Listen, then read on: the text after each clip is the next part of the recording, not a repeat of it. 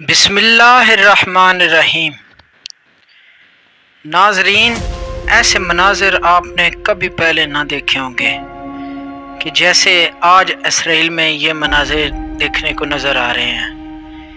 ایران نے ایسی ٹھکائی کی ہے کہ ساری زندگی یہ اسرائیل یاد رکھے گا۔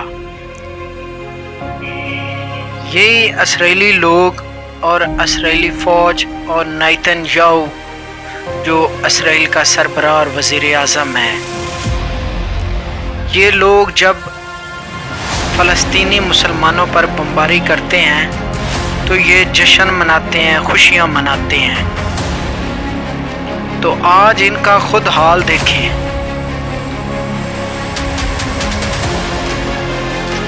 جن معصوم بچوں پر انہوں نے ظلم کیا ہے، آج اللہ تعالیٰ نے ان کو عبرتناک سزا دی ہے۔ اور ان کے یہ شہر دیکھیں اسرائیل کا، جو کھنڈر میں تبدیل ہوا ہے۔ اللہ الحق ہے، یہ جنگ حق اور باطل کی ہے، اور اس جنگ میں انشاءاللہ جو فتح ملے گی وہ ایران کو ہی ملے گی۔ ان کو یہ نہیں پتا کہ کس قوم سے ان کا پالا پڑا ہے۔ ان سے پالا پڑا ہے جن کے آقا، جن کے مولا حضرت علی شیر خدا نے یہودیوں کے خلاف جنگ خیبر میں خیبر کا دروازہ اڑایا تھا اور یہودیوں کے سر قلم کیے تھے۔ ان کو یہ نہیں پتا کہ کس قوم سے ان کا پالا پڑا ہے۔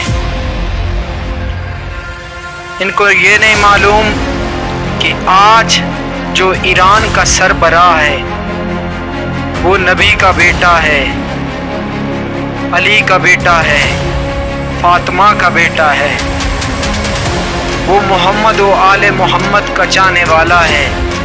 وہ محمد و آل محمد کے نام پر مر مٹنے والا ہے، اور اس کی قوم اس کے پیچھے لبیک کہہ کر اٹھی ہے۔ تو ناظرین، یہ دیکھ لیں کیسے کھنڈر میں یہ تبدیل ہو چکا ہے۔ اس وقت اسرائیل، گاڑیاں تباہ ہو چکی ہیں، عمارات جتنی بھی ہیں وہ تباہ ہو چکی ہیں۔ یہ حالت ہے ان کی۔